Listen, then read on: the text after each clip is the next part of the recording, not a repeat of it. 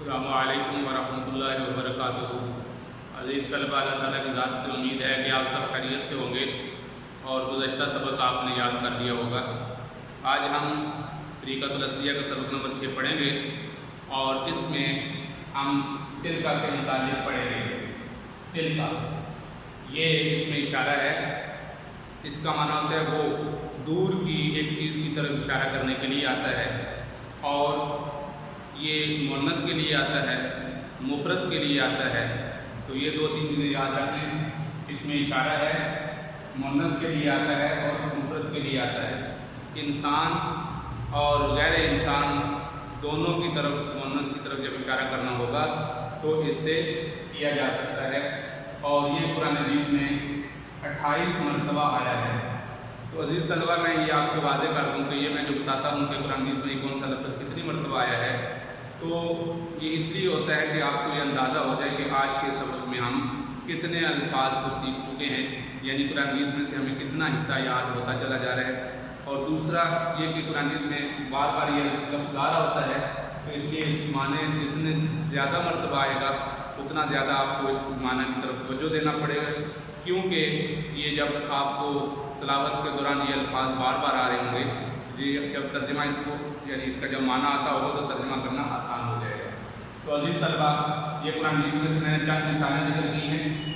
سب سے پہلے دیکھیں، تلکا امتن، تلکا امتن، تو یہ امت مؤنث ہے، اس کے لیے دور کا اس میں اشارہ استعمال ہوا، تلکا وہ، اور تلکا رسل، تلکا رسل، رسل جمع ہے اور جمع کے اندر بھی تعویل مؤنث کی ہو جاتی ہے، اس کے لیے بھی مؤنث کا اس میں اشارہ ذکر کیا جاتا ہے، جیسا کہ الرسل رسول کی جمع ہے اور اس کے لیے بھی تلکا مؤنث کا اشارہ آیا ہے۔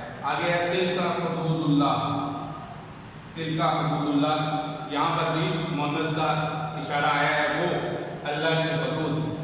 تلکا القرى، یہ بھی قرآن میں ہے، تلکا الجنت، یہ بھی جنت، وہ جنت، تو یہ ان سب کے لیے تلکا کا اس میں اشارہ آیا ہے۔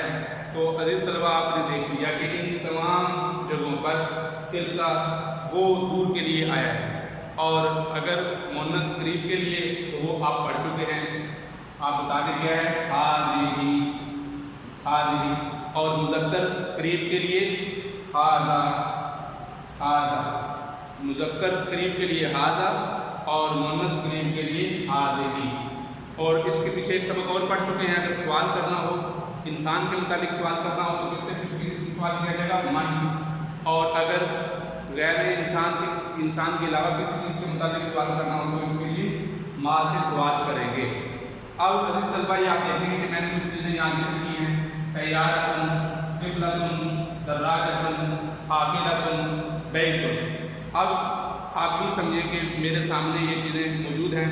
سیارتن کار کو کہتے ہیں، گاڑی کو کہتے ہیں۔ اب میں دور سے اشارہ کرتا ہوں، یہاں سے اشارہ کرتا ہوں کہ وہ کار ہے، آپ اس کی عربی بنائیں، وہ کار، آپ کو دور ایک گاڑی نظر آ رہی ہے اور گاڑی کی عربی آپ کو آتی ہے سیارتن، وہ کار ہے، تو اس کی عربی کیا بنے گی؟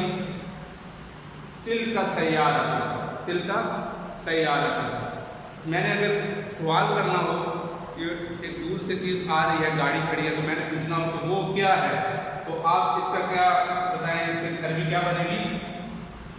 وہ کیا ہے؟ من تلکا عربی ہوگی یا ما تلکا عربی ہوگی؟ جی بالکل درست، اس کی عربی ہوگی ما تلکا، ما تلکا،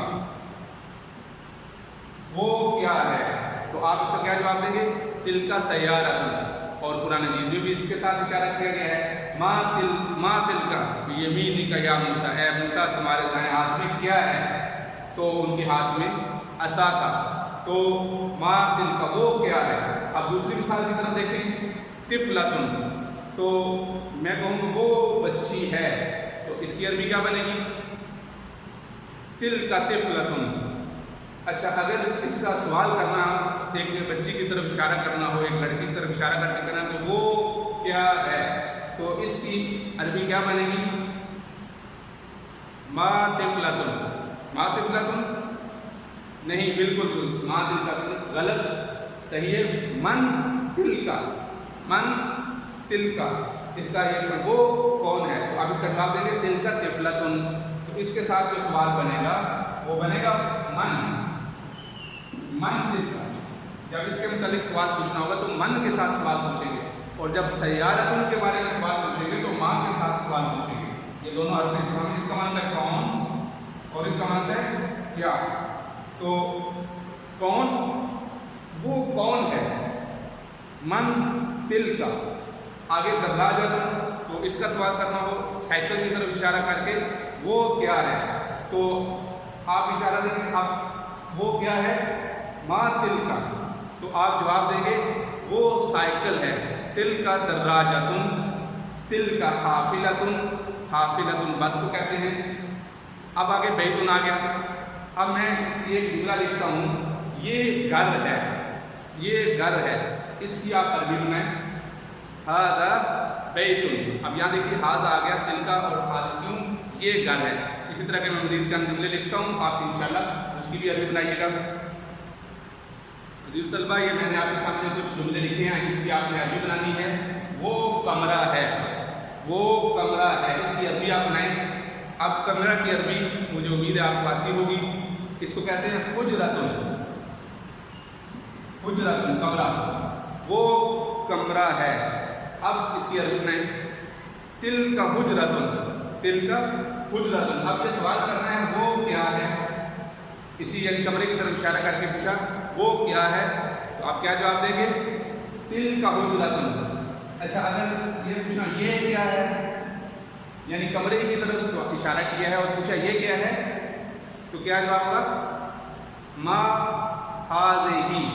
अब देखिए क्यों, कमरा, कमरा मुन्नस है तो इसलिए इसकी तरफ इशारा करके क्या कहेंगे, हाज़िही, मा हाज़िही। तो जवाब क्या बनेगा, हाज़िही हुजरतुन। और अगर दूर की तरफ इशारा किया तो सवाल क्या बनेगा, मा तिल का। तो जवाब कहते हैं तिल का हुजरतुन। तो हाजा करीब के लिए, तिल का दूर के लिए। वो दरख्त है, वो दरख्त है। दरख्त की अरबी मालूम होगी, शजरतुन।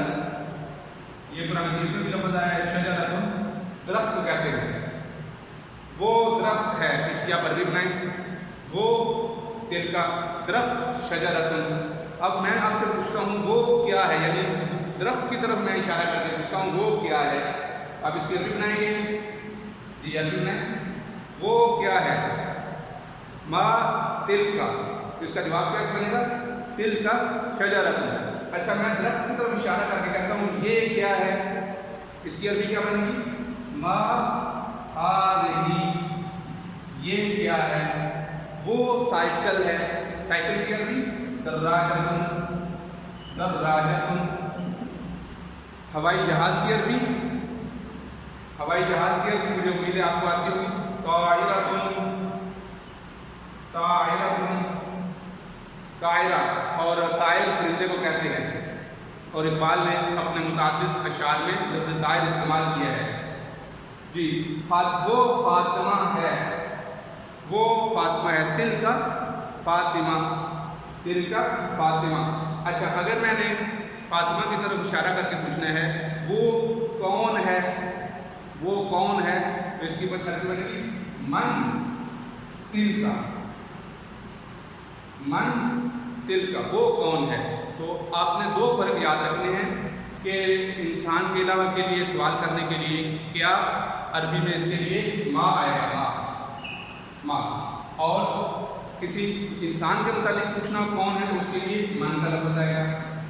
करीब के लिए अगर इशारा करना होगा मुज़क्कर के लिए हाजा, दूर के लिए इशारा करना होगा तो, और करीब के लिए मुन्नस के लिए तो हाज़िही, दूर के लिए इशारा करना होगा मुन्नस के लिए तो तिल का, और दूर के लिए मुज़क्कर के लिए इशारा करना होगा तो ज़ालिका। तो ये हम पढ़ चुके हैं।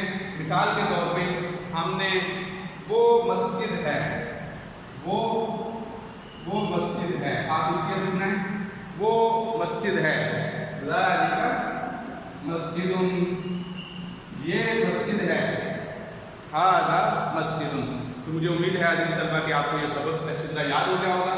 आज हमने इसके मुतालिक पढ़ा है तिनका के मतलब पड़ा है, इसका इशारा और उसकी थोड़ी दोहराई की है। मुझे उम्मीद है कि आपको ये समझ आ गया होगा। जज़ाकल्लाहु खैरन, अहसन जज़ा। अस्सलामु अलैकुम व रहमतुल्लाहि व बरकातुहू।